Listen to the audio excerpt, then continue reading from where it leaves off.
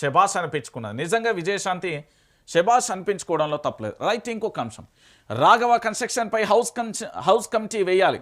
మండలిలో BRS ఎమ్మెల్సీల demand. పొంగులేటిని బర్తరఫ్ చేయాలని నినాదం. స్పీకర్ పోడియం చుట్టుముట్టిన సభ్యులు హూందాగా వ్యవహరించాలంటూ చైర్మన్ ఆగ్రహం. అయినా వెనక్కి తగ్గిన ప్రతిపక్ష ఎమ్మెల్సీలు 40 నిమిషాల పాటు సభకు తీవ్ర అంతరాయం. సస్పెండ్ చేస్తున్నట్లు ప్రకటించిన గుత్తా అంటూ కూడా చెప్పిన పరిస్థితి కనబడతారు. ఇది తెలంగాణలో ఇప్పుడు నడుస్తున్న అతిపెద్ద చర్చ.